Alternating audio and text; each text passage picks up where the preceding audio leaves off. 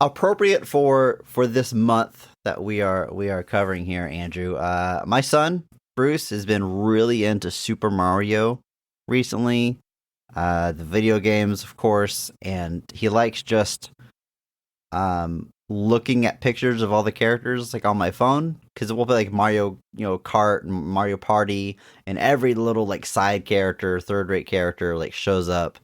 Like his favorite characters are the Piranha Plant, Petey Piranha, and Coin Coffer, like really obscure stuff. And so I was thinking like, oh, you'd probably like the movie, which he did technically see in theaters, but he was like 2.5. He says he doesn't remember. He's 5 now. So, I'm, hashtag PP. I'm not the biggest fan Threw of out my that movie. back, man. Jesus. Not the biggest fan of the movie personally, but I knew he would love it. So I was like, okay, it's not streaming anywhere, it turns out. So I did the reasonable thing and I ordered the 4K Steelbook to make sure we have a copy, as you do, right? If Naturally, right. I'm gonna get it, got to get the You, best version that's out there. And so I've seen the movie again recently. It's fine. My feelings on it haven't changed too much, but he's obsessed with it. He's watched it a couple times already. So good, good purchase. It's for the kiddo. I I like the movie just fine. This isn't going to be a big anti thing about the movie, but it's got to be the biggest overcorrection where that first adaptation was too far off base of the source material. This one like hits every little small point. Like I noticed during the Mario Kart segment on Rainbow Road, which is the best scene in the movie, for what it's worth, the very cool action scene. When Mario drifts, he gets a little boost, just like in the game. Like it's just every little detail from the game is thrown in there, which on some level, I guess I appreciate. But that's about the only new movie I have bought. I'm looking around at my stack of movies around me. Oh, that's not true. I got Footloose Steelbook 4K. This is, of course, the original with Kevin Bacon, which is legitimately one of my favorite movies from the 80s. I absolutely love it. So happy to have. I thought you were about to say of all there. time, and I was about to be like, bro, what? No. I mean, if I put enough qualifiers, like it's a great comfort movie. I can put it on at any time. It always makes me happy. I mean, it could be a top 10, 20 of that very specific category, but I just always really enjoyed that movie. It is quite good. It is, there's a reason it became there's a reason that Kevin Bacon got really famous off of it. So there's no real thing to be ashamed of there. I was just busting your balls. Like we do. I'm currently sifting through my desk to see all the things I bought in the last few months. So yeah, you're creating a stack on your desk, and it's almost to a point where I can't see you on our video call anymore because there's a stack of movies here. All right, hold up. All right. These are. Okay, so there's been some sales recently, which I think is what spurred this on. So there were Criterion sales, but I think I already kind of talked about those. I got all the Criterion stuff here. So, yeah. All right, okay. All right, I think I'm good. I think I got all the Arrows now, because Arrow Video was the one having the sale. I did a bunch of stuff during the Criterion sale, but that was back in July, which, how awful, how long ago. So, let's just run through this real quick. I'm gonna do a rapid fire here because this is quite the stack. And I did do one last purchase yesterday that actually already showed up, shockingly enough. I don't know how that works. As you run through them, can you just do a quick note if you've seen it before or have never seen it? Yeah, sure. Okay, so I'm starting off with some Jason movies. So Arrow gave 3 Jason movies way nicer editions than they deserved. They did Jason Goes to Hell, Jason X, and the reboot. All 4K, super fancy nice editions.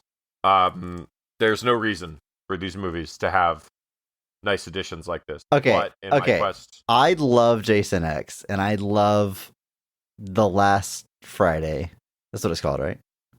Jason Goes to Hell. The Final Friday. There it is.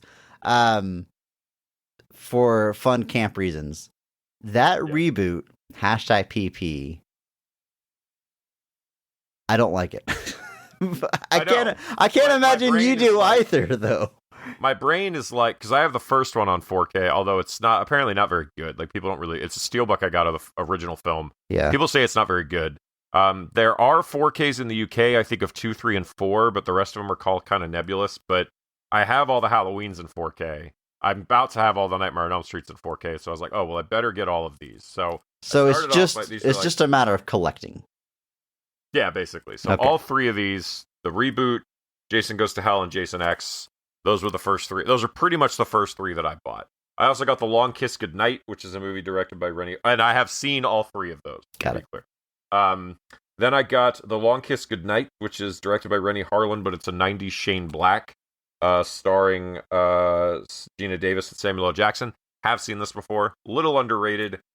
Would have liked to have seen what Shane Black did directing this, but as it turns out, it's still pretty good, and I like it. But it it could have been more, is how I'll say that. Next up is Deep Blue Sea, which I have seen before because we talked about it on this show. Did I need a super fancy special edition Deep Blue Sea? That is such a nice case, though. I'm jealous of that one. Did I need it? Nope. Did I buy it anyway? Yes, I did. So then we digged into some weird stuff. I got this box set called J-Horror Rising, which is a set I wanted to get the last time, but it sold out, so thankfully it came back around.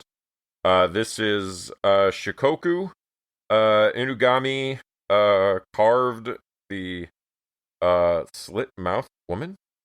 It's a box set Nora of Japanese horror films. Japanese horror films, kind of kind of a little bit of a predating the like J-Horror Rise of the 90s with like Ringu and The Grudge and stuff like that, but never seen any of these, so couldn't tell you what any of them are about. I'm excited to eventually dive into them one day. I got Stallone, Cobra. Speaks for itself. Stallone with Cobra. But I'm the one that loves Stallone. You don't. What draws you to that, Andrew? The cheese. Cobra. It's nice. Just the cheese and machismo. Yeah, like I think that's like after when you're looking at the Stallone movies that aren't Rocky, that's probably the one that I'll gravitate to the most outside Demolition Man. So I got Demolition Man during the last sale. Right. I got the Night Watch collection. This is the 1980s Night Watch plus the 2024 kind of legacy reboot sequel thing they did. I've seen the original Night Watch. I've not seen the new one. This set came highly recommended from a variety of people. I got the Andromeda Strain, an adaptation of the Michael Crichton novel at the same time, directed by Robert Wise. This is from the 70s, I believe. Yes, it is. I just like Michael Crichton. This is a fun little movie.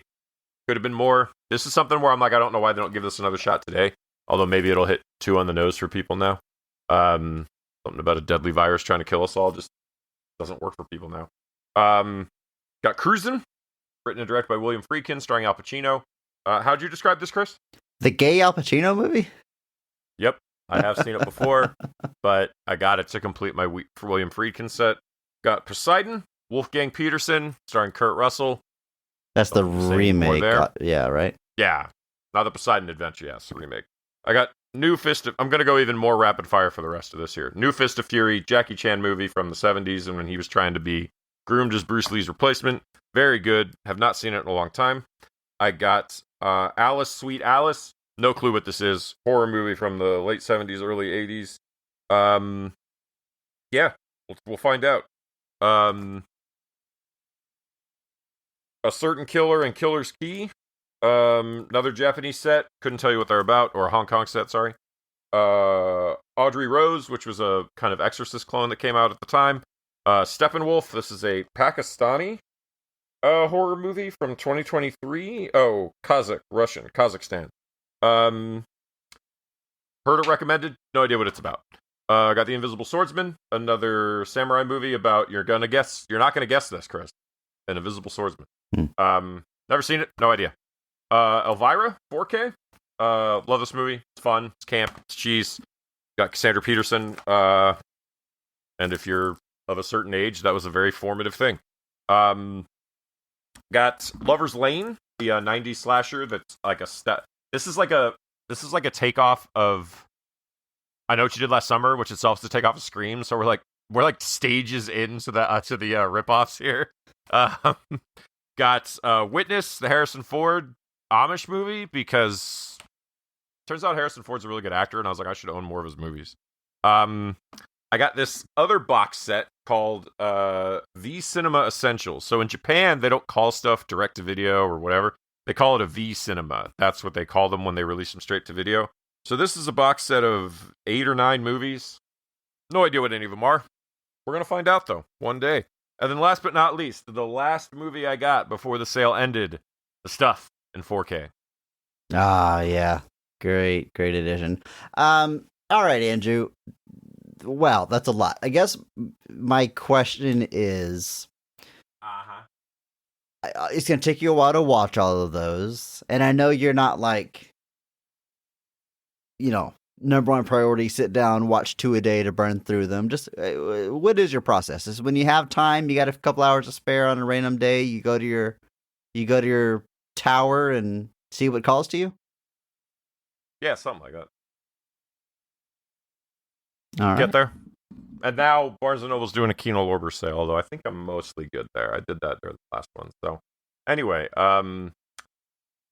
yeah, movies all the time. Theme song.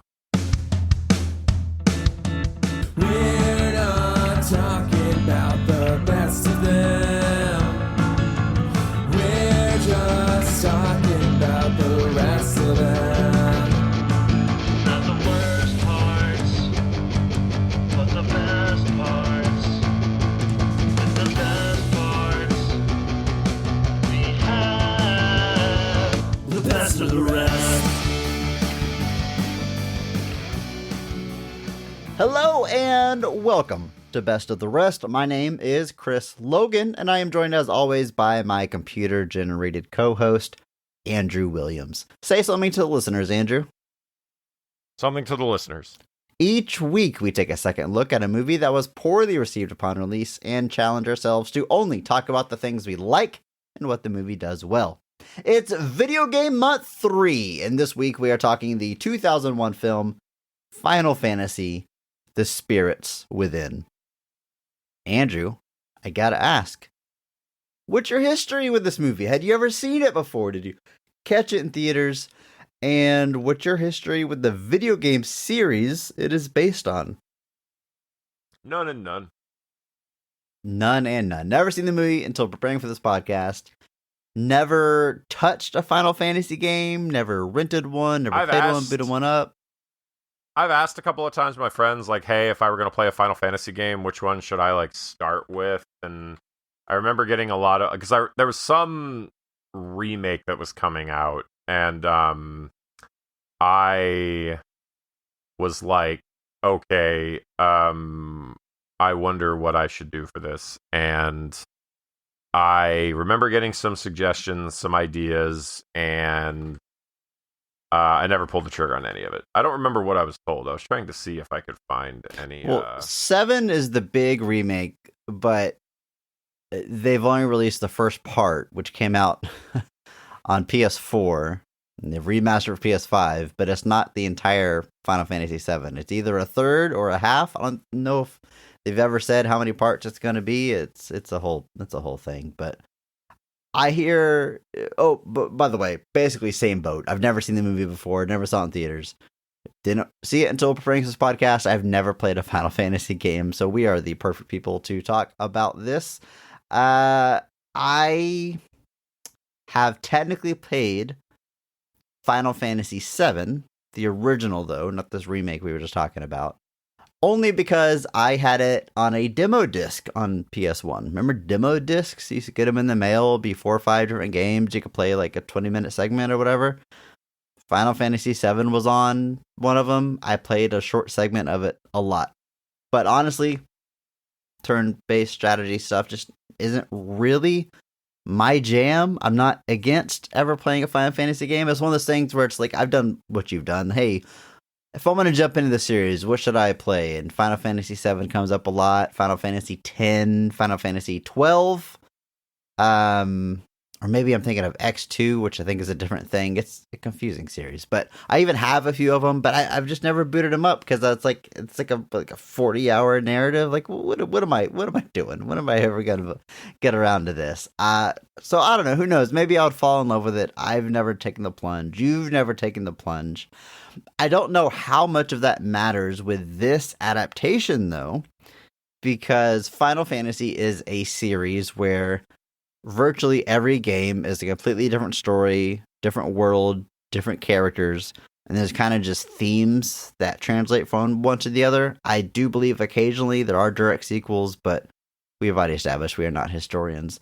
But this movie isn't based on a specific entry in the series. It's simply another Final Fantasy story. This one happens to be a movie instead of a video game. So I don't know if replaying the games would help appreciate the movie, and it might actually be the opposite, because from what I've read, people debate on how much quote unquote of a Final Fantasy story is this, what elements are there, and obviously we're not getting into that because we are by no means experts on what makes a Final Fantasy story.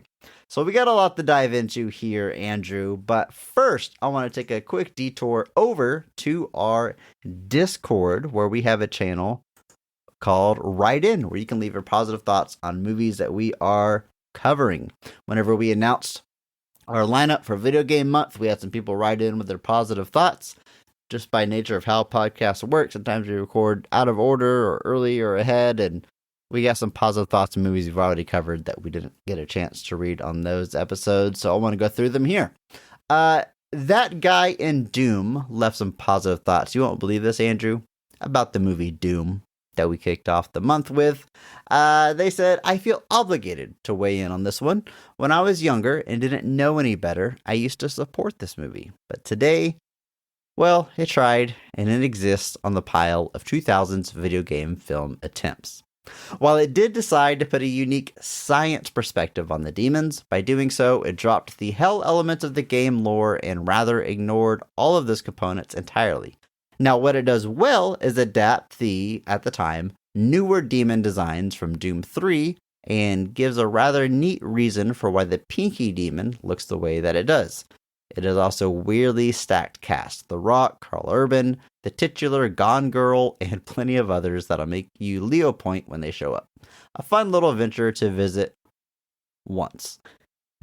I guess listeners are under no obligation to keep things hashtag PP. I do appreciate the positive thoughts, though. I did not realize until reading this that the Pinky Demon is actually from the games. In the movie, it's a guy in a wheelchair who gets turned into a demon, and I guess ends up looking at a form that is similar to the Pinky Demon from the game. So, I guess I can also appreciate the little extra effort they put in there on that one. Thanks for writing in. Groffles also left some positive thoughts on Doom. Real short and sweet here. Okay, we can all agree that there's one extremely great scene in the film. Like, no debate, it's the FPS perspective shot as an homage to the games. If you heard our episode, we agree 100%. It's a lot of fun. Groffles also left some positive thoughts on Mortal Kombat, which we covered last week, and they say that this one was surprisingly well done. I understand they introduced a new main non-game related lead, which some may not like, but it wouldn't be abnormal in these video game movies to bring in an audience surrogate to help explain the world. And I find this one did a great job with its story through line, putting the emphasis on Scorpion and Sub-Zero with a long-standing rivalry to bring emotional weight to lofty world-saving plots. And let's be honest, when you have a fantastic genre video game like this, CGI helps a ton, and this brought the movie to life in a way the original movie couldn't. Overall, I really like this movie, and I'm surprised it was poorly received. Well, Groffles, that is definitely one that does have its fans, even if the critical reception is what it is. But I do like that they are calling out CGI in a good way, because I don't know if we talked about that enough. We have, I'll speak for myself, I've managed to find plenty of times on our podcast, our positive podcast, where I go on a rant about poor CGI or overuse of CGI or practical would have been better here, etc., etc., etc. But it is I should probably give some credit to whenever it's done extremely well. I think Mortal Kombat looks great. We went on and on about how Sub-Zero does every cool thing imaginable Sub-Zero could do, and that's in no small part thanks to CGI. So I do think that look is very suitable for the video game series, and yeah, definitely a good call shouting out those special effects. Yeah. But the video game movie we're talking about today was released July 11th, 2001, made on a budget, get this, Andrew, $137 million. At the box office, it only brought in $85.1 million. Critically, it's not well received. Holds a 44% critic score on Rotten Tomatoes. By no means panned, but not glowing. Audience is right there with them. 48% audience score on the same website. So, and neck and neck. Obviously, the audience score is going to be much, much more reviews, but it still kind of balances out where the majority is not recommending the movie. Yeah, this is not one. I won't say that there's not defenders of this movie. There definitely are. I've seen them, but it looks like it's pretty much down the middle. It's 144 reviews. That is not a small pool. There are movies released today that don't get that many reviews. 100,000 plus people weighing in on the audience side of things. The box office is super interesting, as always. Opens up against Legally Blonde and The Score, which is that I think Edward it's that Norton, Robert De Niro. Marlon Brando. Yeah, it's Edward Norton, Marlon Brando, Robert De Niro, and somebody else too. I forget, but. Yeah, like a weird, like, yeah, it's like Marlon Brando during that period where, like, everyone was like, well, let's give him a few more shots and see if he's still got something to offer. I do believe that's the Frank movie Oz. where he refused to wear pants to set, so they had to shoot him in a close-up. I think if you've ever heard that story, I think it comes from that. set. Yeah, I have. Frank Oz directed that and has spoken kind of not positively about it, but anyway, those movies both made almost double what this did, and then Cats and Dogs in its third weekend, or rather in its second weekend, still makes more. Other movies still at the theater at the time were The Fast and the Furious, Wow. the original, Wow. which was in its I think I forget what week that was, but that was in its fourth week. Scary Movie 2, Dr. Dolittle 2, Kiss of the Dragon, AI Artificial Intelligence, and Lara Croft Tomb Raider block out the top 10. But just behind those is Shrek in its 9th week of release, still making over $3.5 million. The very interesting movies here. Memento still in the top 20 for some interesting stuff. But so this movie makes $11.4 million its opening weekend. Drops to 3.6 the next weekend, a drop of almost 68%. Drops to 1.3 million the next weekend, another drop of 64%. Then drops to 300,000 by the beginning of August.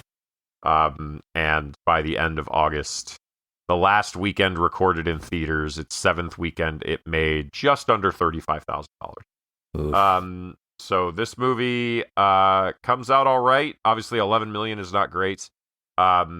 It just does not do super well. Now it does make 53 million worldwide.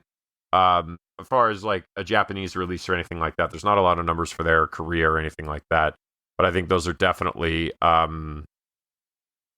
factors. Let's see, it made over 1 billion yen in Japan.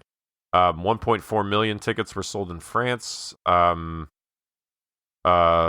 South Korea sold 160,000 tickets alone in Seoul City. So there was some interest, especially overseas, for it, but none of it really translated. This was a very high price tag. None of it really translates to making the movie a success. And there's not really any word of mouth that follows to keep it there. So it is an unfortunate run. that has not been, and I wouldn't say there's really been any reevaluations of it over time. I don't even know if this has a Blu-ray. Does this have a Blu-ray? I think it has to, but I don't know. I guess I wouldn't be surprised. But I agree. I don't think it's had that second wave of like, hey, you know what we overlooked? You know what we misjudged? It has a 4K. My mistake. No way. Really? It does. It does. Color me shocked. It has a 4K. Yep. Available now on Amazon.com. Surprising. Color me surprised. Very surprised. Anyway, onward. Let's take a look at the creative team. We have two credited writers, Al Reinhart and Jeff Vintar. Now, they were brought in to rewrite a script, but obviously the changes are so significant, they end up with the sole credit. Al Reinhart, interesting career. They work as a journalist, and then they sort of get into like documentary filmmaking. They have a breakthrough documentary in 1989 called For All Mankind about the Apollo missions. And then they end up being a credited writer on Apollo 13, which kind of makes sense. They're obviously an expert on the subject. They can help with some of the accuracy. And then he's a co-writer on Final Fantasy: A Spiritual Then. I mean, there's some other stuff in there's some documentaries and stuff, but I couldn't find a logical leap to how he ends up on this project other than it deals with space. But like I said, interesting career, kind of all over the place. He directs the documentaries that he works on. Dabbles in movies, and one of them is Final Fantasy. It's a strange thing. Unfortunately, no longer with us. That passed away of cancer in 2018. So, R.I.P. to Mr. Reinhardt. Yeah, very interesting. Like almost anything that is a documentary he directs, but he gets brought in to write this, and that is it's just interesting. It is, but it was also a lot of intention that they wanted to like have it be an English script with an English production. And it is just an interesting choice to bring in, I guess, like you said, Apollo 13's got to be the biggest motivator for bringing him in. But yeah, an interesting choice and some interesting stuff in his filmography. Similarly, Jeff Vintar, I just don't see a lot of credits. Although a few years after this does write iRobot, which was a big hit for the time. That was in 2004. But otherwise, just one of your working man screenwriters out there. So how the two of them got put together, I could not tell you. Have no idea. Couldn't really tell you, but yeah, and it is worth noting that the film is based off a story from Hironobu Sakaguchi, who is the creator of the Final Fantasy film or game series, and is also the director of this film. So the movie is based off of a story and a concept that he comes up with. And then they brought in other screenwriters to kind of punch that up and I guess kind of fully flesh it out into like a genuine screenplay. But it is born out of a story from the creator of Final Fantasy himself, and then he goes on to direct the film. So I guess that's a good segue into our director, Hironobu Sakaguchi, who, as I established, is the creator of Final Fantasy. So yeah, so it's just like he was developing the next Final Fantasy, and he's like, this one's a movie. I don't know. I really tried to find out if there was any more thought to it than that, or if it was like, okay, like what came first? I want to make a Final Fantasy movie, so I'm gonna do this story, or did the story come along and he thought it'd be better as a narrative, straightforward movie versus a video game. I wasn't entirely sure, although it did seem to be a bit of a personal story, dealing with the loss of his mother and the themes of this movie with a lot of stuff about spirits and souls and et cetera, et cetera. So yeah, it's I don't know if there's any other instance of this, of a video game adaptation where you have like original creators on board in any capacity beyond just like consultant, executive producer or something. Yeah. I've never seen them with a writing credit or directing credit, which is pretty wild. Square, the company behind Final Fantasy in those early days anyway, was really riding high by the end of the 90s. Their video games were a massive success. They launched Square Pictures specifically to launch this movie and hopefully several movies after that, get that going. But as we went through in the numbers, this movie is a bomb and not only causes Square Pictures to immediately close, but Square itself would soon after merge and become Square Enix. And still, they're making games today. Most people probably know that name by now. But yeah, I mean, this movie had some devastating effects on the company. Yeah, it actually almost, I would say, some would say it almost killed the Square Enix merger because they were kind of like, this is a lot of money you guys just lost on this movie. Do we really want to merge with this? And now this movie is a long time gestating. They say it takes over 4 years to complete. So that would put the development kind of in the mid to late 90s when he had probably just done the story for Final Fantasy VII. That's probably about the time that this really kind of takes off. And then from Final Fantasy VIII on, he's just an executive producer. So it sounds like around 7 is when he kind of phases out. And they kind of cede those development of those games to others. And he might have left Square proper. I don't remember. But yeah, an interesting choice alone. Like seeing that, it's like I said, how much more Final Fantasy can you get than the creator of Final Fantasy making a Final Fantasy movie, like developing the story, developing all that. So he took point on that. So I will say, for anything you can say about the movie, like if the guy that made it sees this as Final Fantasy, like then I guess that makes it Final Fantasy as far as the world's concerned. But yeah, like I said, I can't really think of it. Like there's been plenty of instances of like Mike Mignola has a co-writing credit on the last Hellboy movie and stuff like that, but like that's a little bit different in my mind. But it is an interesting choice, and to give that to him with that kind of budget, that's a lot of faith. Obviously, Square Pictures, they know who he is, but it is still a tremendous gamble in a lot of ways for that high of a price tag, especially in 2000. Like in 2001, 135 million is a lot of money. Like that's kind of insane, but they used every bit of it. You can tell.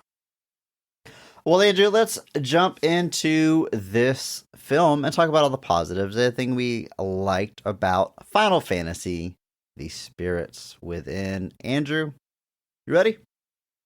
Yep.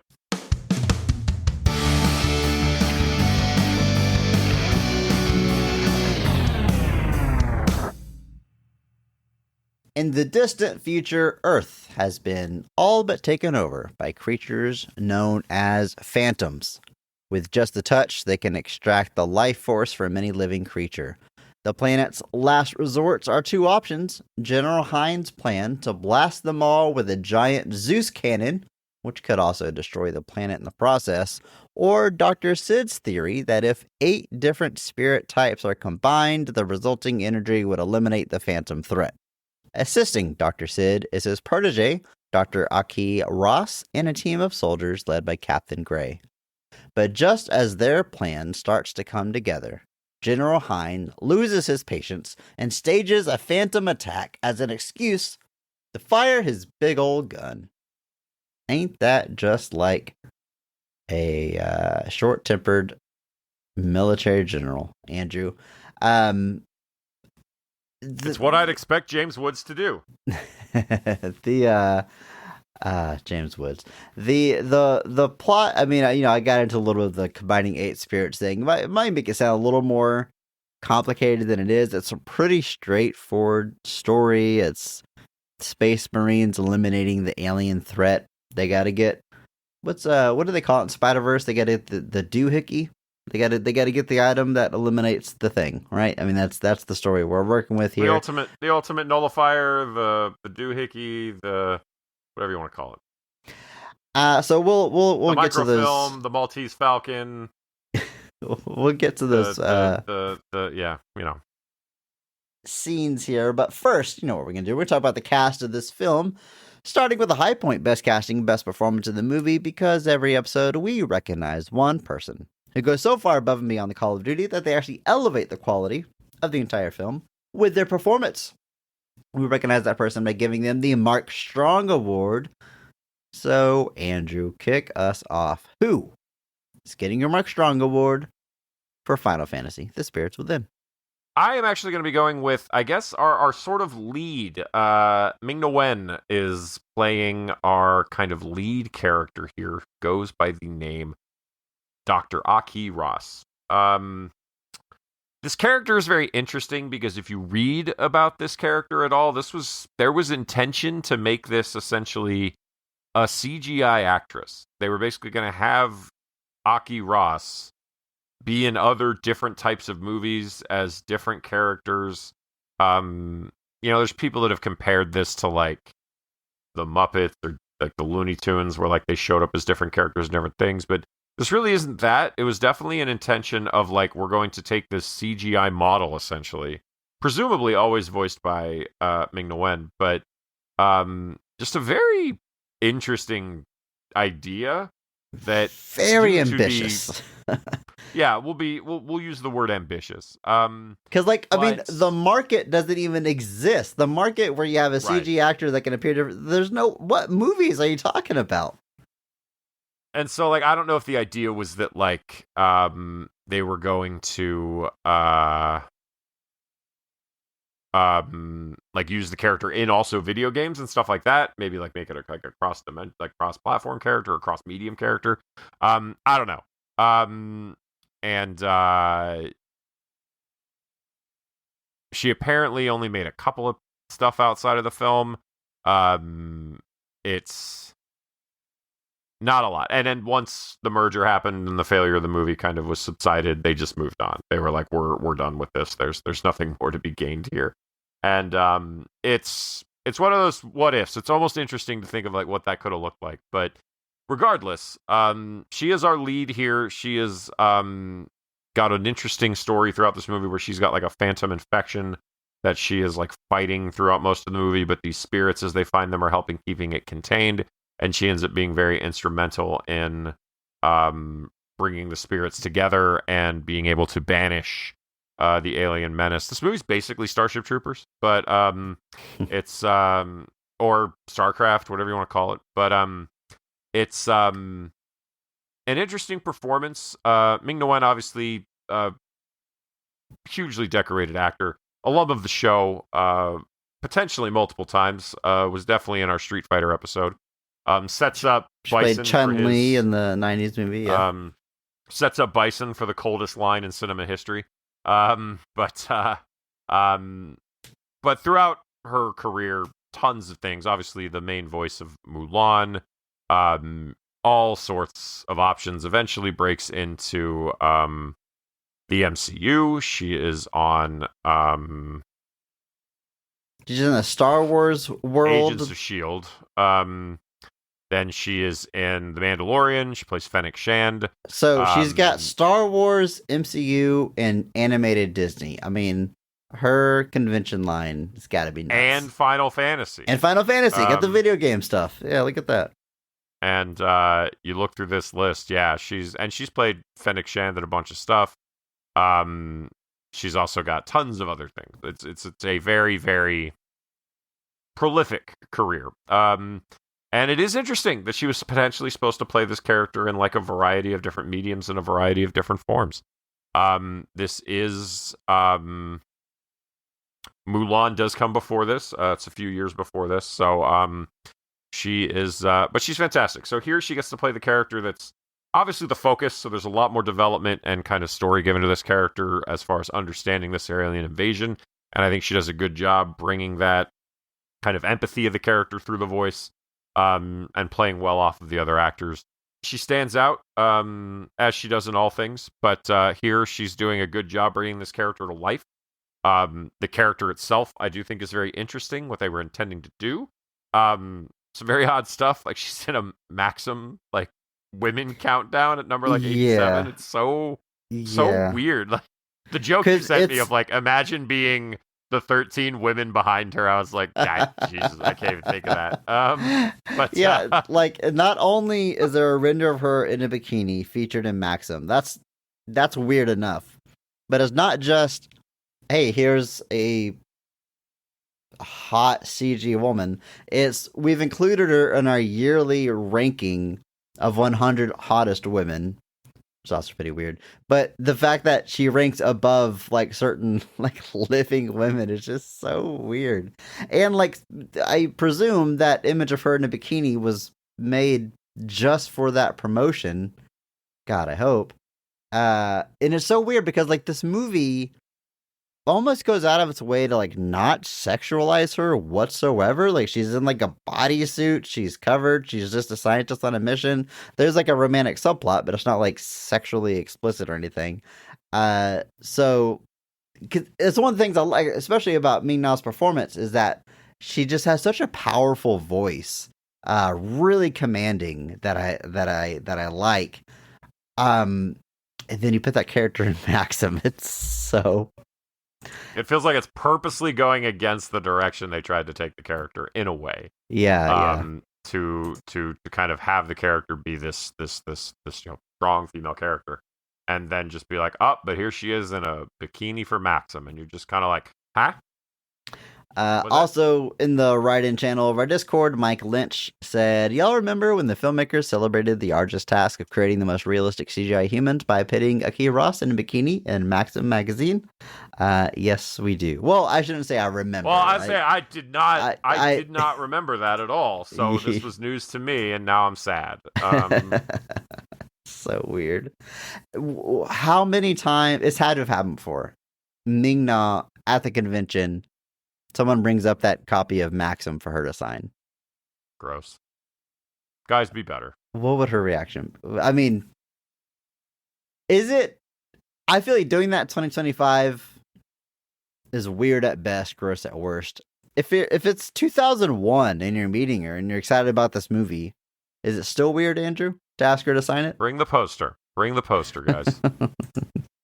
Yeah, bring the poster. Just bring the movie poster. Bring the DVD. Do that. Do not be weird, guys. Just like if somebody came up to me and we were hanging out and they were like, "Look, dude, I got the Maxim magazine issue with Aki Ross on the cover, and I think I'm gonna have Ming Na Wen sign it," I would be like, "Don't be weird. What are you ordering at Buffalo Wild Wings?" I would just like cut it out. Like, don't do this. I like Ming Na's performance a lot. I think this is a great pick. Alum of the show, as you mentioned. There's actually a number of alums here, and my Mark Strong Award is going to one of those alums, Andrew. Steve Buscemi as Neil The Fleming. man. He's one of the soldiers on Captain Edward's team. We've talked about Steve Buscemi as recently as The Island. I gotta imagine we've talked about him multiple times, right? He's come up multiple times. We've covered Adam Sandler. Wasn't he in one of those Adam Sandler movies? He's in Billy Madison. There you go. It's Steve Buscemi. he's You know in, him. You love him. We did Airheads. Oh, yeah. He's like one of the main guys in lead in Airheads. that. Like, He's maybe picked up a Mark Strong Award before. There's no way to check. Who knows? But he's certainly getting one here. Why? Because he makes me laugh multiple times. I mean, he is the comic relief of the movie. I struggle to think of any other character that gets a line that's supposed to be funny. They put it all in this character, and he's up to the task. I mean, it's very similar to what he was doing in The Island, now I'm thinking about it. But genuinely very funny. His just his sarcastic tone. Jesus, he's very been in good like at the 9 delivery. movies that we've covered. Like, we are acting like we have to think of it. He was in The Island. He was in Con Air. He's in all sorts Con of Air. stuff that we've done. You know, My Andrew, gosh. whenever you do 500 episodes, they just all start It to is run tough. together a little bit. It's a It lot to is keep tough. in the brain here. It's funny to hear. I mean, a lot of these actors have very distinct voices, but Steve Buscemi is probably the most distinct to me personally, just based on Yes. what I've watched. But none of these character models, are based on the actors. anything Like like nothing them, about, he doesn't have the Steve Buscemi eyes. He doesn't look at all like Steve Buscemi, but he's got that super recognizable voice coming out of him. But yeah, to be able to get that, to get any emotion across with just your voice. I mean, I think they did some mocap, but it's not the actors doing the mocap. So like the only performance he's providing is the voice. So I guess, want to give credit to the animators too, of course, but for just in the voice delivery to get the humor across and the tone and to be genuinely funny and not grating, it's not always easy to do. But he nailed it. So for that reason, get my Mark Strong Award. I think it's a great pick. You can never go wrong with Steve Buscemi. He is, he's always, yeah. I'm never going to be sad to see him on my screen, hear him on my screen. He's always great. I've always, been a large fan of his work. We talked about this on all the various episodes he's in. He shifts. He'll do something super serious, then he'll just shift and do something funny. He's good at all of it. And then even just throwing stuff like Big Lebowski, where he's just kind of there for the most part. Like, he can kind of do it all. And he can do it all with ease to an extent. It makes it look easy. Love watching Steve Buscemi. Glad to see him here. So I think this is a good pick. He does get some of the best jokes in the movie. Not that a lot of characters are joking around. He's pretty much the only one that is. But in that regard, he makes the most of it. And like you said, it's one of the things that's a little uncanny valley about the whole movie is that, like, the voice, but none of the voices match the people. So you're just kind of like, oh, wait, all right, okay. It gets I don't like especially that. confusing with the next actor, yet another alum of the show, Alec Baldwin, voicing Captain Gray Edwards, who looks just like Ben Affleck. Did you have that thought too, Andrew? That is 1000% Ben Affleck's chin. I actually went and read Roger Ebert's review from the time of release, and he noticed this as well. He said he looks so much like Ben Affleck. I gotta wonder if royalties were paid. I think there's no doubt it was at least a reference point if they weren't trying to make it actually look like Ben Affleck. I think they were like, all right, all American male hero, that guy, give him that guy's chin. Yeah. But it's Alec Baldwin's signature voice. I mentioned alum of the show. We talked about him way back on The Phantom. That's the one I remember anyway. Maybe we talked about him multiple times. But Alec Baldwin has a distinct voice, which is great, turns out, when you're casting a movie like this. It's interesting because as perfect as his voice is for this role, I couldn't imagine Alec Baldwin in 2001, if this was live action, playing this character. But Right. He still got the leading man sultry voice. And so for that reason, I think he's a good pick. Yeah, it's just, adding a little bit of that gravitas. And yeah, it works.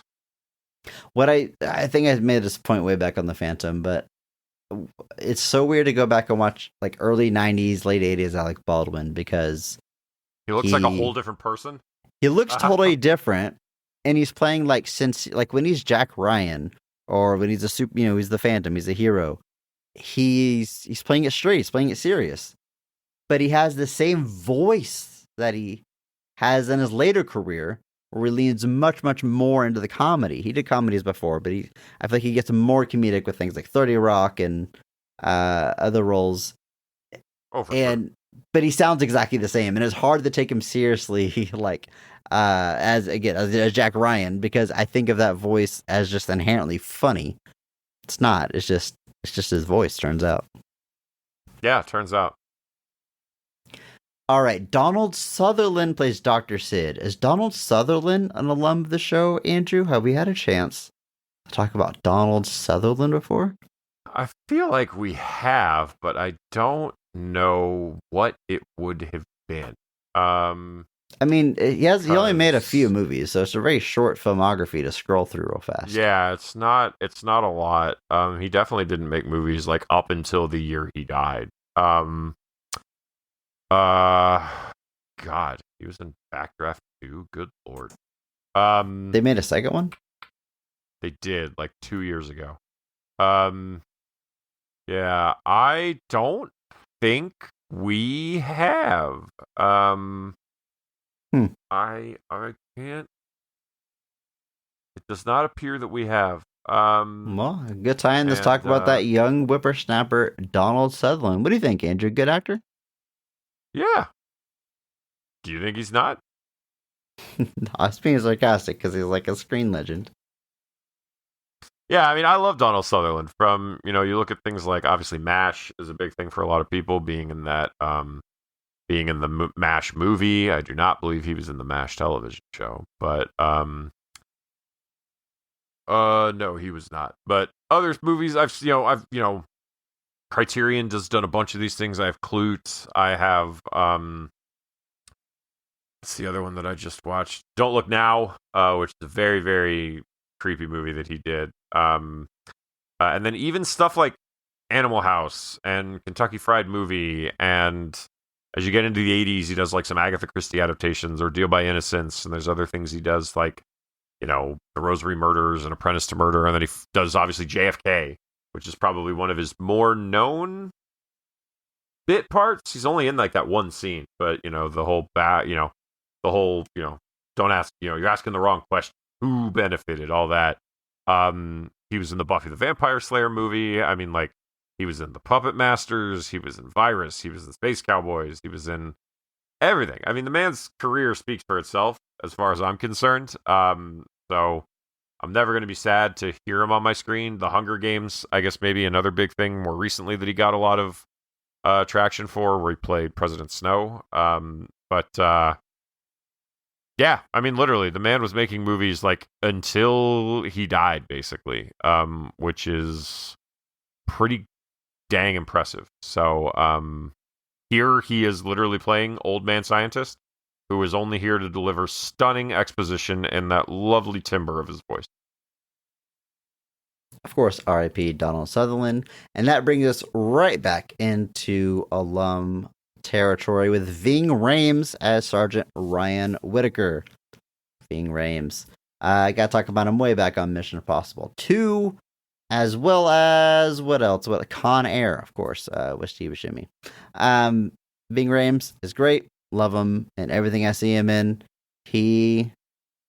What to say about Ving Rhames? I'm sure we've covered it already, but he convincingly plays like menacing badass, don't F with this guy, but there's always that second layer that you can read underneath it, and I always appreciate that he never rested on his very impressively large laurels.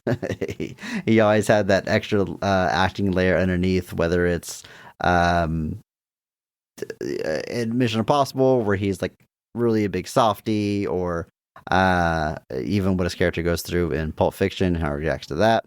Always a second gear to Ving Rhames. Now here, he's just a voice. He's just one part of the character. Yep. But he gets the heroic death, leave me behind, go save yourselves type death. And you got a good guy to sell the drama in Ving. Always. You know his name is Irving. Did we discuss this on the podcast? Didn't know that. I understand why he goes by Ving. Yeah, it's like when we've discussed this before. Topher Irving Ramses Rhames. That is a name. He just decided to shorten it to Ving Rhames. He could have shortened it to like any 2 syllables, and it would have been awesome. Like, you got a lot to work with there. Irv Ramsey. That's awesome. Yeah, like, it would be like me going by Drew. How ridiculous. All right, Perry Gilpin as Jane Proudfoot. This is just about the only person in the main cast that I'm not super familiar with, but another performance I was really taken with. I like the choice. I mean, they have like one woman on this military team, and it's referenced, but not in a way that's ever like aged poorly. I guess I'll say that. But I do like where Aki Ross early on says something to General Edwards. Says something to Edwards about his men. And she's like, did she just say the men? And Steve Buscemi's character's like, don't worry, I know you're a woman. That's good. But yeah, it's she's one of the guys without being like a caricature of being like just one of the guys, which is a fine tightrope to walk, but she manages to do it. Also, one of the people with the heroic deaths towards the end of this movie. Yes, she's probably most known for the television show Frasier, where she played Roz. She was on that show for pretty much the entire run. But But so if you've not seen Frasier, I can imagine. You Yeah, don't really I have a am whole lot of familiar with familiarity. it, but I was not a viewer of it. Might be a mistake, but it is a fun performance. Like I said, she's the woman on the military team. Obviously, Aki is there front and center, but like I said, they do a good job. Like I said, they do a really good job, like not sexualizing a lot of the characters in these movies. The stuff in that nature doesn't feel super forced. If there is a romantic interest, it feels a lot more organic or a lot more not very crass as it can often be in situations like this. So I think that's handled really, really well. And I think Perry does a good job with that. So I agree. And that brings us to our villain, General Hine, played by James Woods. Something I find interesting. James Woods, celebrated actor, decades-long career, etc., etc. But when I think about it, to me, he's basically just a voice actor. When I think of James Woods, I think of his role as Hades in the Disney Hercules movie, which I think is a fantastic performance, the most memorable part of that movie. I think of his appearances as himself in The Simpsons and himself in Family Guy. And then we're talking about a voice performance here. So despite, I know he's in like that vampire movie, but I know he's got live action roles. I'm not super familiar with him. To me, he's just a voice. But it's a pretty funny voice. And here it's appropriately bad guy voice. Of course, the character brought to life by the animation. This guy is like always has slicked back hair and wears black trench coats, like from the second you see him.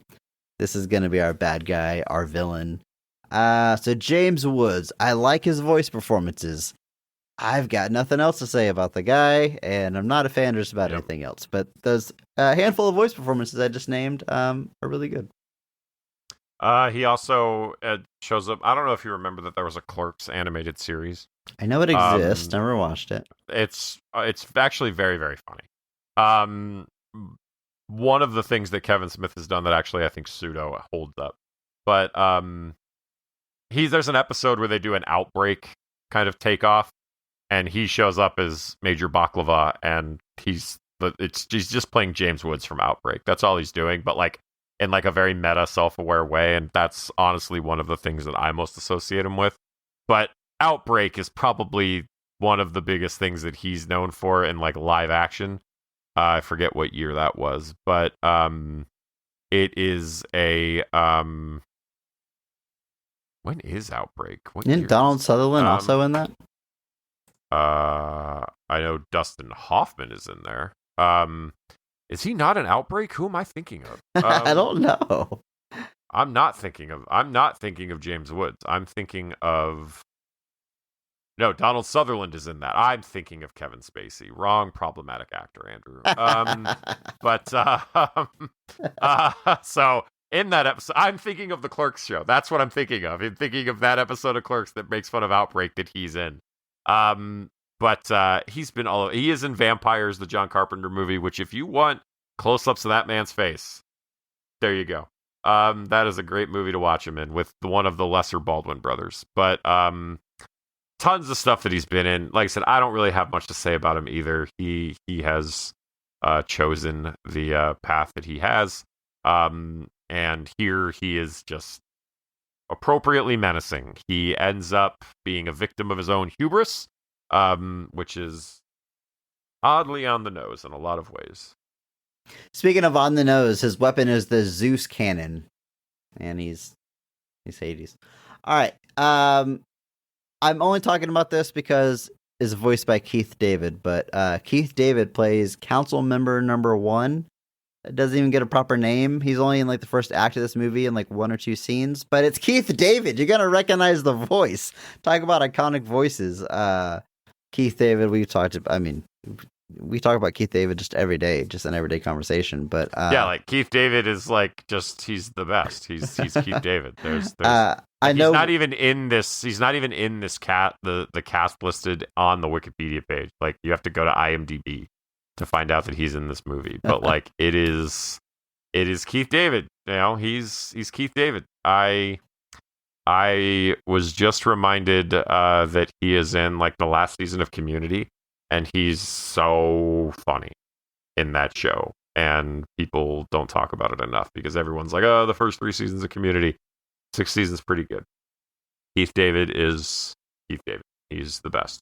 I should have met him at the Chicago convention that was just here, so hopefully I get another shot. But Keith David, The Thing? Did we talk about The Thing?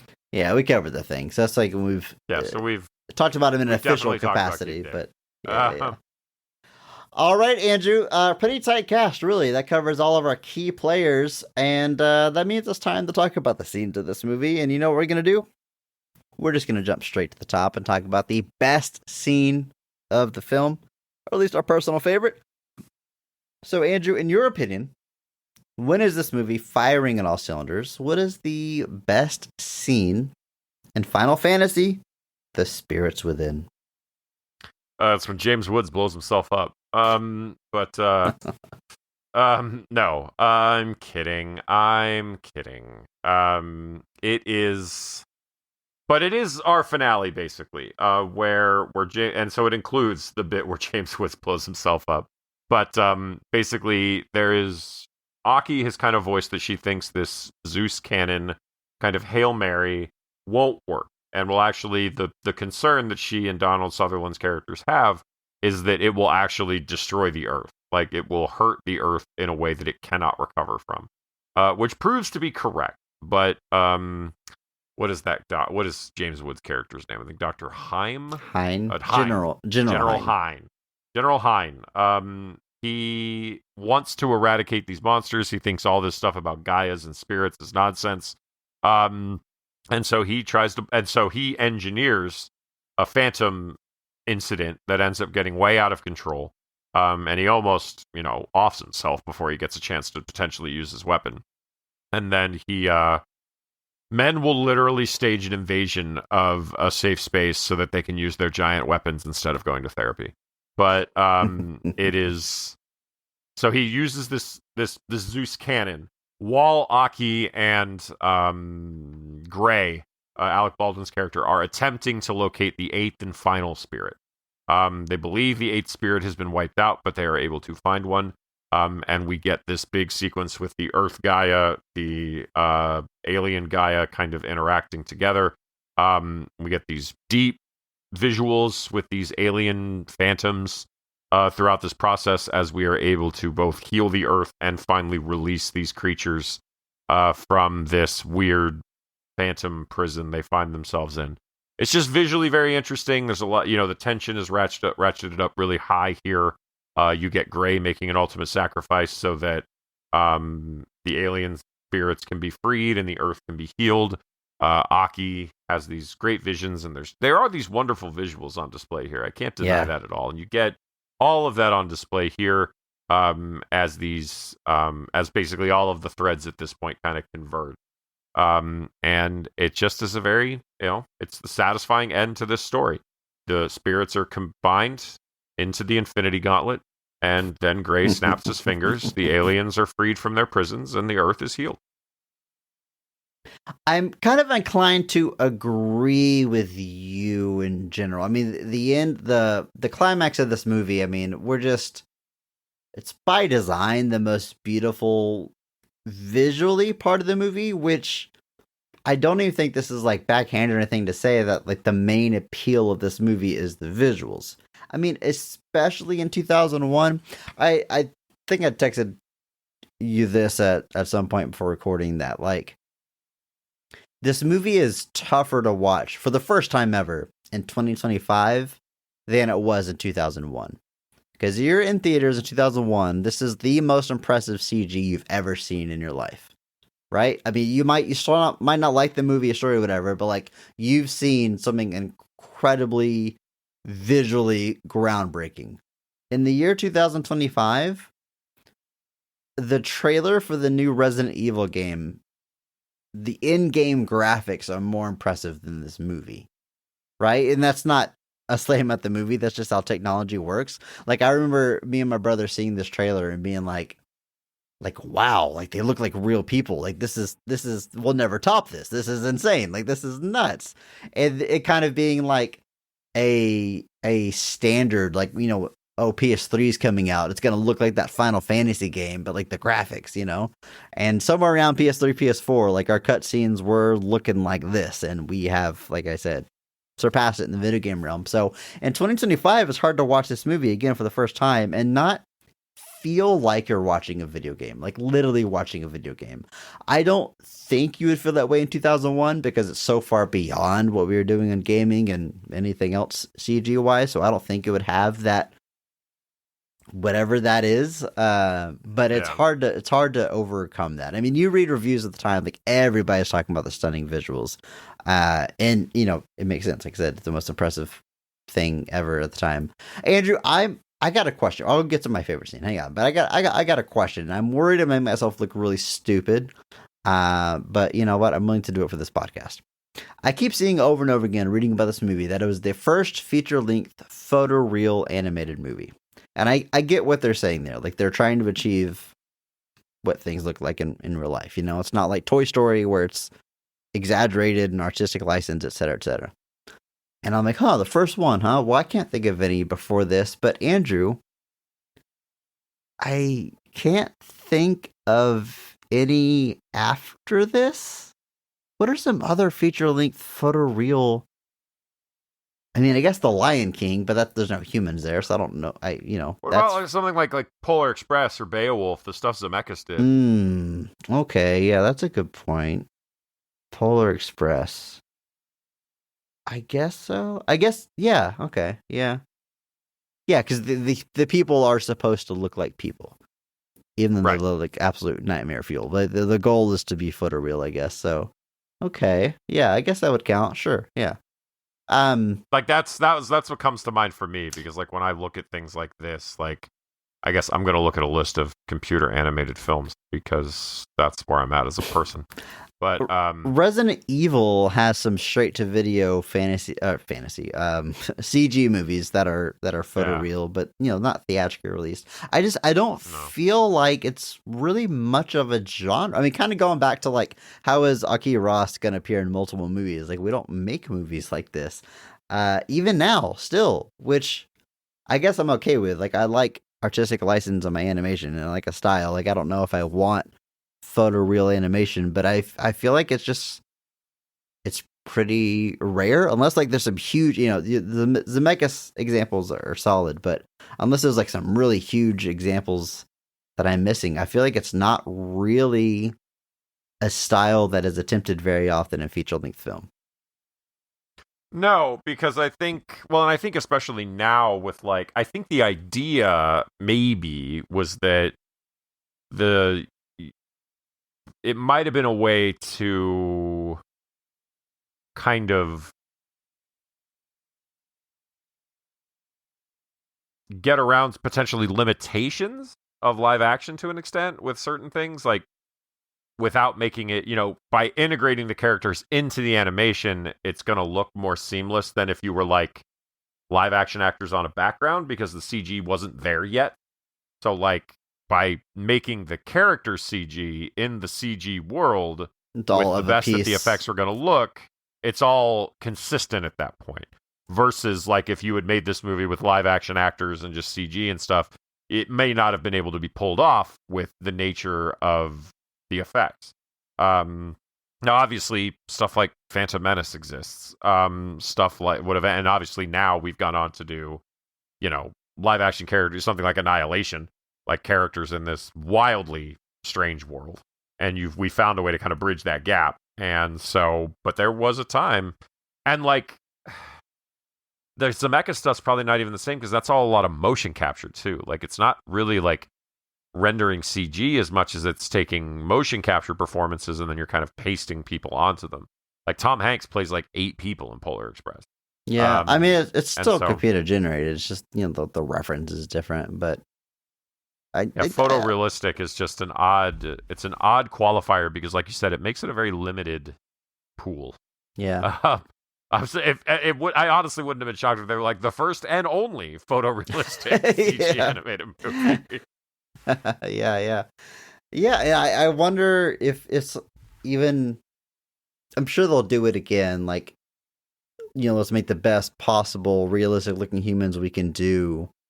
like the Lion King remake, but with a story revolving around people. I wouldn't be surprised if they do it again. But CG is so weird because it gets dated, and like CG movie now looks objectively better than Final Fantasy.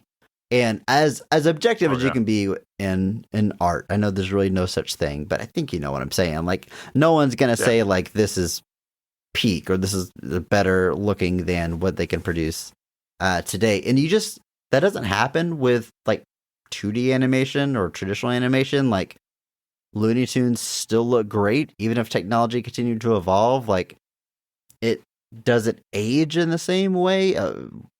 Film mostly hasn't since like the 60s. Like, things might look old but not like bad or outdated technology wise, but CG does. It ages in that weird way, which is just kind of unique to the medium. But I guess all that is to say that, Andrew, my favorite scene is similar. It's kind of be right before some of the scenes you highlighted, but I like whenever General Hein he takes the barrier down of the human city to allow the phantoms to come in and stage an attack so that he will then get authorization to launch a Zeus cannon. Of course, allowing those phantoms in really screws up the plan for our heroes here. And they now, while trying to recover these spirits, also have to deal with the threat of phantoms.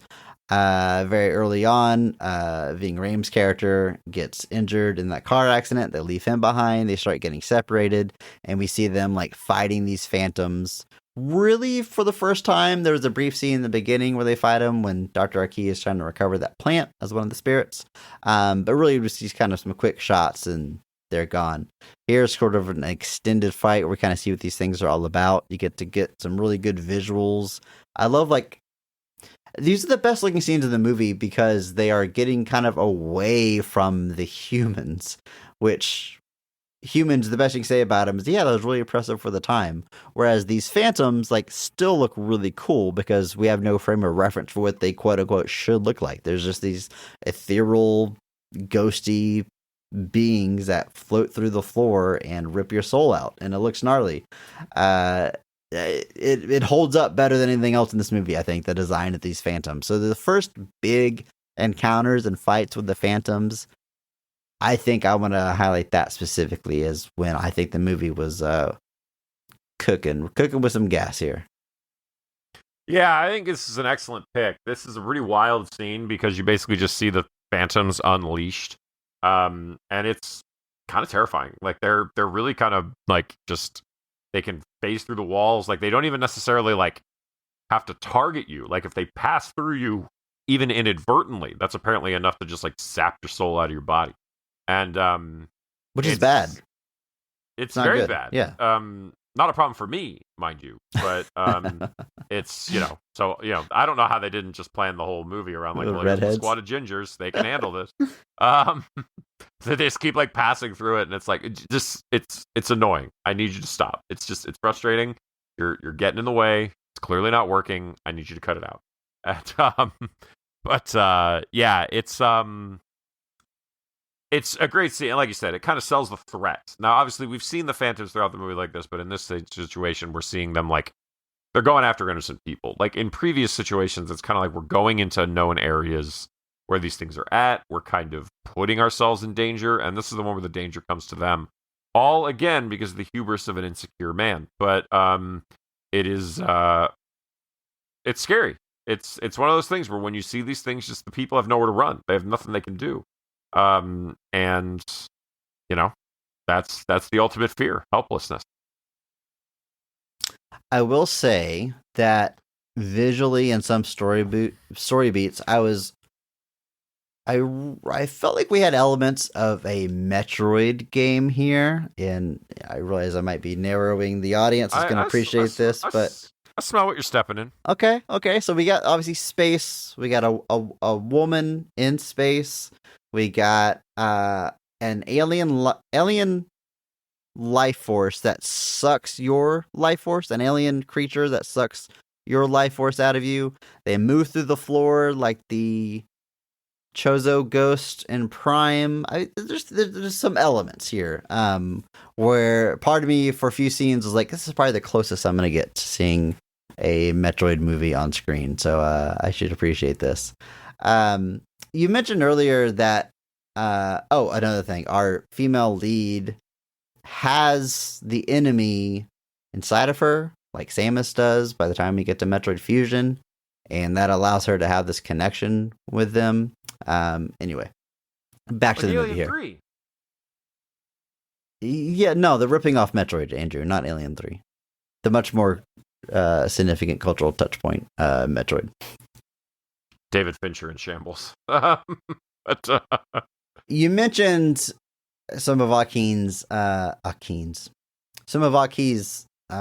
dreams earlier, I think, and they are like visually stunning. Like, I don't want to rag on the visuals too much. Like, this movie is when I think of this movie as a whole, I think of it as like being kind of muddy and gray and dark, but there are scenes that really pop. And once we get to all the action, later in the movie that we've been talking about, I love how orange the enemies are. It looks great.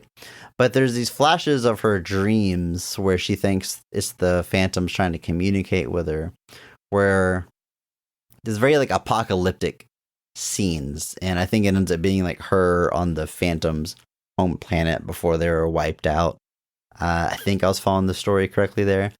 But even the scene, I'd never seen this movie before, but I knew that shot of her standing on the surface looking down at you, at the viewer, like the ripples coming out from her foot as if she was standing like on water. Like, I knew that shot because they use it as a poster. And I've seen it visual. But to see how it's done in the movie is so cool. She's on like a desert landscape.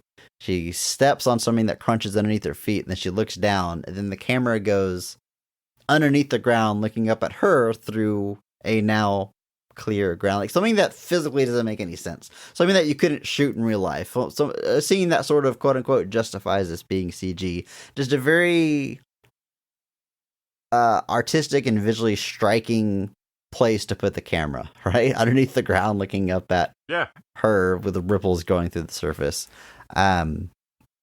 I think maybe there used to be water on that planet, and they're emphasizing that it's now a doomed planet about to blow up. I think I'm following the story right here, right, Andrew? Like, this is an alien race that their planet was destroyed, and a piece of the planet crashed into Earth, bringing their ghosts, and that's what the Phantoms are. I think I followed the story well enough to do that. So her Superman. dreams, this movie is just Superman. It's ripping off all the classics. But yeah, those dream sequences, homage, Chris. Yes. Homage. Up until you get to like the big action fight scenes, those are kind of the visual treats kind of sprinkled throughout the movie. Yeah, they definitely go for some interesting spots here. A lot of these Aki dream sequences really go for some interesting visuals. They look for the big sweeping landscapes. They go for these interesting visual effect shots where, like, obviously some of that stuff would be difficult to do in live action.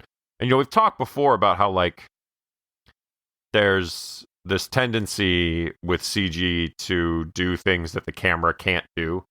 I don't think anything here is going too hard in that direction as far as like doing like insane visuals that are impossible to pull off, but it uses those unique angles, those unique visuals, and things that I've never really thought of before. Like, it's like, oh, I guess you could show somebody from the ground below them if you wanted to.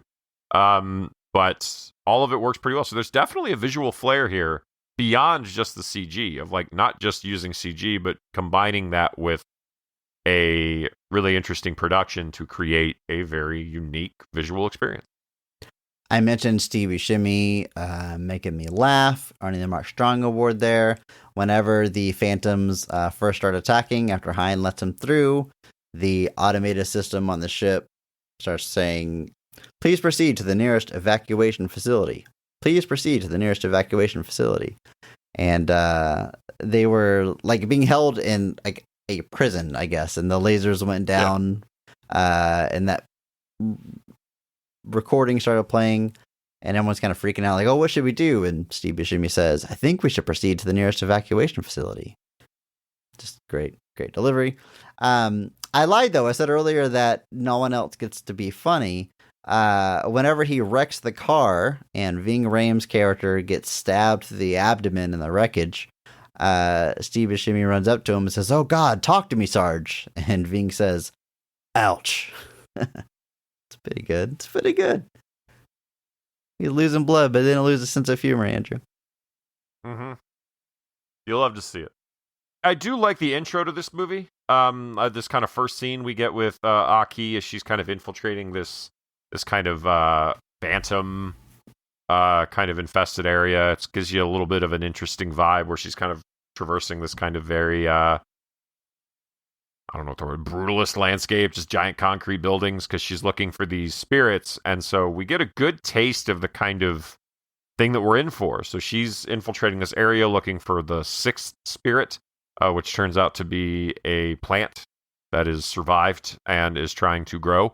And she does it a solid by pulling it out of the ground and taking it with her.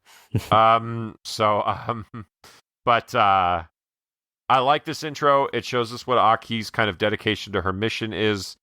We get our first taste of the phantoms, and we see how difficult they are to combat because this group barely escapes, and they almost don't escape. The captain is still infected by these things, which is just an interesting concept that I don't know that the movie actually really ends up diving into. All we really see the spirits do, all the phantoms do really is just pull spirits out of their bodies. This idea of like the phantoms infecting people is not really expanded upon too heavily. We don't get a lot of instances of it. Obviously, Aki is kind of the main conduit we see this with, where she's the one that's definitely meant to be like infected and is starting to impact her ability to like focus. And this leads to James Woods' character thinking that she's been compromised, that the phantoms are actually like controlling her. And for their own means. But it introduced this interesting idea. So Gray gets infected, and she ends up saving him by being able to, like, destroy the phantom infestation inside of him. But they don't really follow up on that. And I was a little bit bummed about that, because it seemed like a really interesting idea beyond just sucking the souls out of people's bodies, but just the idea that you could actually be infected by these things. And what does that ultimately look like? Because we get that with Aki, where she's having these visions, but like, what happens to a normal person when they're infected by phantoms? But a lot of interesting stuff in that opening sequence, sets the tone for what you're getting, what these creatures are, and then sets up the rapport amongst our group as well. So I like all of that. So starts strong, ends strong. What more can you ask? Yeah, it's like if a phantom passes through you, center mass, your soul's ripped out. But if they like raise your hand, you get infected. Like, where's the separation? Where's the line? Yeah, they don't explore it. And what happens in late stage infection? What does your soul just like pop out of your body? Controlled by them? Like, what happens? I'm curious. Don't leave me hanging, boys. They in fact leave me hanging. We never get that answer, unfortunately. But I think it works well as like world building. Like, there's more to this world to understand than we're able to learn in the hour 45-minute runtime that we have here. Now, Andrew, I think it would be a stretch to say this is an anime, even though Square is a Japanese developer and the video games come from Japanese developers.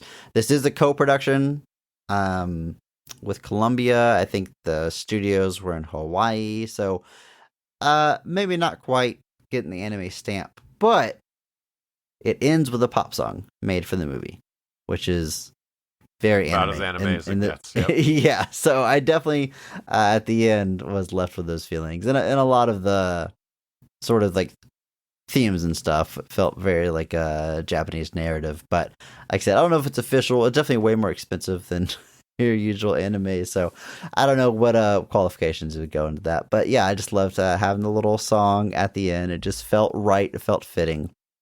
At the end of the movie, of course, Gray does sacrifice himself so that the spirits can be united. They can heal the earth. They send all the phantoms away in peace. And bada bing, bada boom, we are out of here. We roll credits. Andrew, I think I mostly just kind of agree with the critical consensus here. Like, the visuals are impressive, even if it's, you really got to put your mind in 2001 to appreciate them. I mean, 4 years, $140 million to make this thing. Like, you see it. They put in the work. Beyond that, I Money want was spent, you for know sure. hash IPP. I'm not saying it's a horrible story or anything. It's pretty pretty standard for this type of sci-fi story here. But I think the visuals were always supposed to be front and center, so I don't think it's necessarily. I mean, I should say, Ebert gave this 3.5 out of 4 stars. Yeah. He gave it a very high rating. And I kind of appreciate it. I mean, he says as much about the story. He's like, you're not here for the story. You're here to see something visually you've never seen before. He's got a really weird line where he says that they don't quite look 100% realistic, but about as real as a playmate after they've been glossed over to perfection. Weird way to go with your reference there, Ebert, but I guess I kind of get what he's saying there. But yeah, visually, if you consider the time it's released, it's as striking as ever. Yeah, agreed. I think there's definitely visual flair here. I think I don't know if there was I'm just curious, like, you think about, like, if this movie were a game, obviously you would have a lot more time to develop the story and the concepts, and I could definitely see a game being built off the idea that you have to gather all these spirits together. And I just wonder if, like, it may have benefited from just more lore, because there's a lot of lore Yeah. that the movie has to kind of power through really fast to kind of get you to the core of the action. And just curious if there's a way to approach that in a more, like, it does it in a very economic way where, like, it's powering through it pretty fast. But overall, I was just kind of like, there might have been a better path forward. I don't really know. But there's a lot of interesting concepts here. There's, some tremendous visuals. The work is being put in by our director, and there is definitely things to appreciate here on that level alone. And I'm just, if you're a big fan of Final Fantasy, please chime in. If you've got other thoughts on this, how do you think it ranks as a Final Fantasy game? How do you feel about it? Because, like I said, we don't really have any frame of reference. I don't know how I'd feel about this if I were like a diehard Final Fantasy fan. And, does the fact that the creator of Final Fantasy created this, essentially, does that impact how you feel about it? Does it not matter at all? Is it good, or is good or bad independent of that? Which, I'm just curious, because, like I said, I have no frame of reference. All I can really do is judge this movie on its own standings. And I think that's kind of the thought in my brain, is I feel like I'm kind of missing something. I just feel like there's just a lot of lore that gets powered through very quickly, which is just, it's a shorter runtime. You don't have as much time to play with. And so it means that you're kind of playing catch up for that first almost half of the movie to kind of just understand everything. And then the revelations start coming, and then the action kind of kicks into overdrive. And so the movie kind of knows where it needs to go, but there's a lot of information it needs to pass through to do that. Yeah, let us know your thoughts.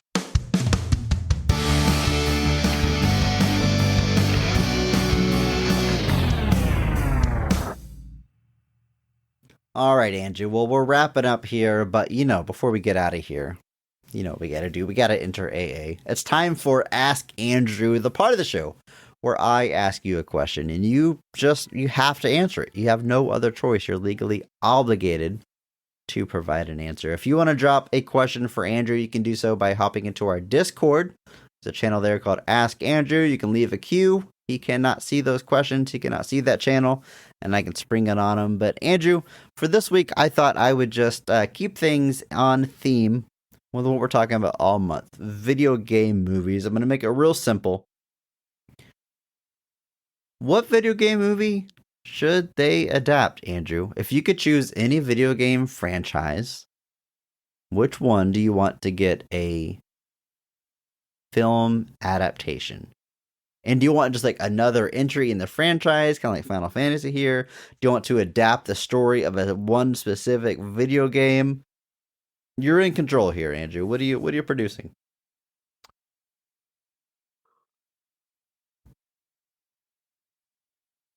Some of my favorite games are already basically movies, like we've talked about Until Dawn before. We've talked about heavy Oh, don't rain, worry, Andrew. things They like didn't. that. They made it Until Dawn. You didn't see it. They made it Until Dawn movie. Womp. But it's interesting to think about, like, because, like, do I like? They made an Until Dawn movie that is interesting in that I think the director, I didn't particularly care for it, but I see what the director was doing and trying to kind of do something that was in the spirit of the game. And the idea that he was trying to make of like simulating the different choices, I thought all that was interesting enough. But it is a tough thing to really gather, but those games are already kind of movies, so it feels weird to say like, oh, let's make an Until Dawn movie. Like, that's just an adaptation of the story of the game because it's already there. All I really say, no, I don't want to spoil. It's Until Dawn's been out for a really long time. But there's Wendigos in it. Somebody make a good Wendigo movie. But that's all I'm really asking for when I say I want an Until Dawn movie. But yeah, I don't know. That's a tough one. It's like the Mario, like. I've thought of this, something I think about often, I guess, but like it's not as simple as being like, well, these are my favorite games, so make a movie. Right. I mean, Super Metroid's my favorite game. That's not a movie, right? I mean, No. so many games, but those in particular Metroid games, there's a bit of story at the beginning, a bit of story at the end, and throughout the game, you're just exploring, finding upgrades, finding new paths, opening doors. Like, none of this is narratively interesting. So I have Right. never been able to just, as a thought experiment, as a mental exercise, like crack what that game would be. I mean, you got like a silent protagonist. Like, anytime they try to give her too strong a personality, it always backfires. Like, it's just, I can't really crack what. Like, even the suit or the shoulder pads, like in live action, is hard to visualize. Like, I don't know. I can't say I'm clamoring for it. I mean, like, an easy answer would be something like Wolfenstein, because that character does get a little bit more development than like Doom Guy does, and it would just be an excuse for him to mow down Nazis. But you could also like work in a lot of those like supernatural elements that the Nazis were messing around with, and you can kind of play around with some of that. Nazi zombies, things like that. If you really want to see a good movie about a dude just brutally killing Nazis, though, just watch the movie Sisu. That has a sequel coming out, apparently. I had no idea. Where I guess he'll kill more Nazis, which Sure, yeah. twists my arm. But like, so something like Wolfenstein, especially like the Return to Castle stuff, where like he really dives into the supernatural. I think something like that could be interesting. What's that? because- Not Jack Quaid, the other son of a famous actor, Wyatt Russell movie. Oh, Overlord. Very good. Overlord, yeah. But yeah, a very similar vein. That's basically a Wolfenstein movie, and I love it. Overlord is awesome.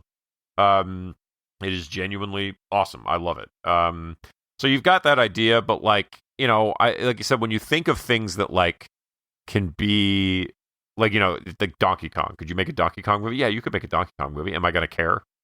Probably not. I'm sure you'll find out in 3 or 4 years or whenever that I'm Seth sure I Rogen will spinoff inevitably happens. when I voiced Donkey Kong. It was funny. There was an interview with Ben Stiller and Seth Rogen were doing an interview, I guess, because they both, like, Ben Stiller does Severance and Seth Rogen does The Studio. And they asked him what their favorite video games were. And actually, they should make a movie out of that video game, GoldenEye. I think that could be really, really fun. No, yeah. I mean, the story's already there. You got like the story's missions there, and characters. James Bond, like, just, yeah, it could be really good. But They should make the movie but, in like, big head mode. they should. Slappers only, too. These are such deep niche references. I don't know that anybody's going to get it. But it was funny, in the interview, they were like, what were your favorite video games growing up? And Seth Rogen name dropped GoldenEye, that he just played GoldenEye, because I just remember the couch co-ops of GoldenEye. I remember it very vividly. And then Ben Stiller was like, Donkey Kong. And Seth Rogen was like, I am Donkey Kong. And Ben Stiller had this moment of like, whoa, you are Donkey Kong. This is ridiculous. And like, they had a whole moment where like, he was just like, this is, and he was just like, the interviewer was like, wow, Ben, is this a big moment for you to meet Donkey Kong? But obviously there's been talk of a Zelda movie for a really long time. A lot of the issues I have with something like a Zelda movie, or this issue I have with the Zelda movie, is kind of similar to what I think you have with a Final Fantasy movie to an extent. There's so much lore in a Zelda thing that to be able to do it justice in like even a 2.5 hour runtime It's a lot of work. It's a lot of stuff to try to pull that off and to create a narrative that feels like you're doing a Zelda thing without feeling like you are kind of shortchanging it. And So you is your almost- lead a 12-year-old boy, or do you put like a young man in that tunic and hat? Like, how do you make it look cool? I don't know. Yeah, I mean, you could do like the Ocarina of Time approach where you age him up or something. But it's I don't know. It's a tough thing. So like for me, you almost purposely have to go with a game that you almost like deliberately go for something shorter and like make a Cuphead movie. There you go. Credit. Yeah, that's actually great. I mean, they made a Netflix TV show, which I did not love. I think there's a better adaptation out there, but I do think that's a fun world.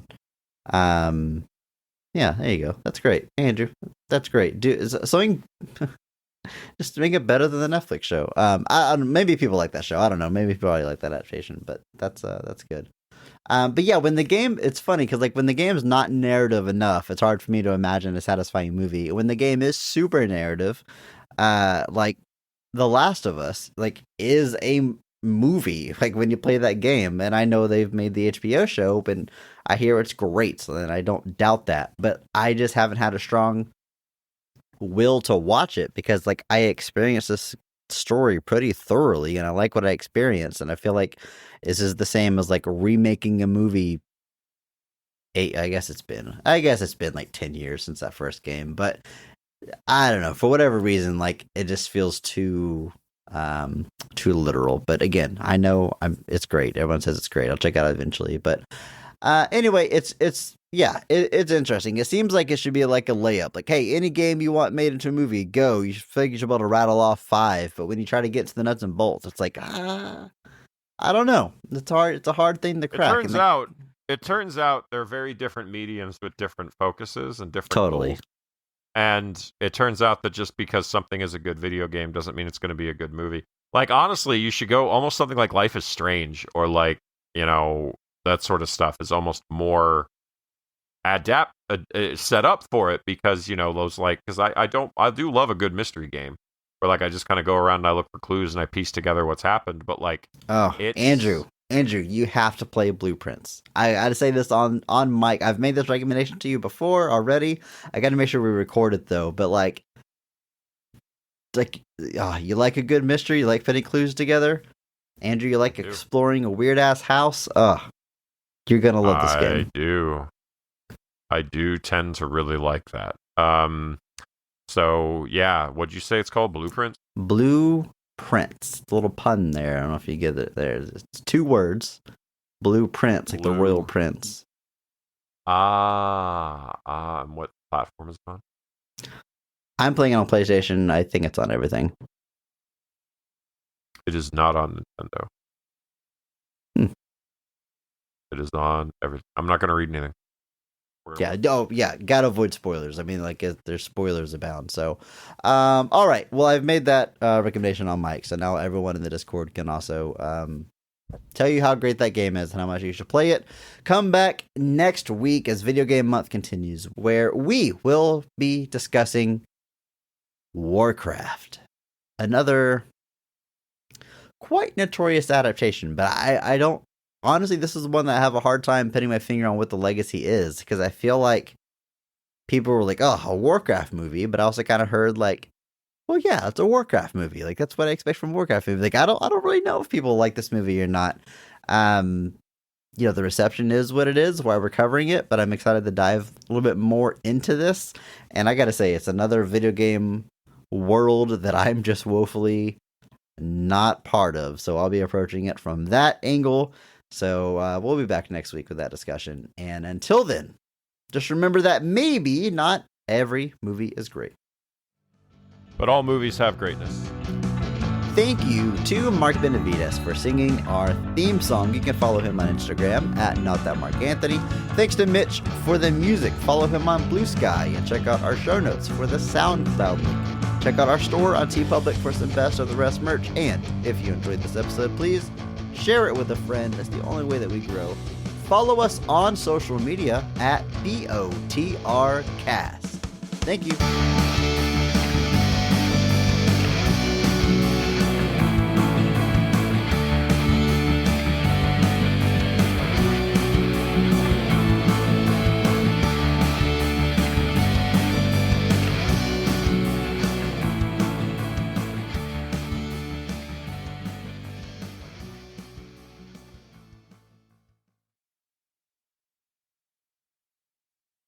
David Fincher in shambles. Hey, help. 1 second.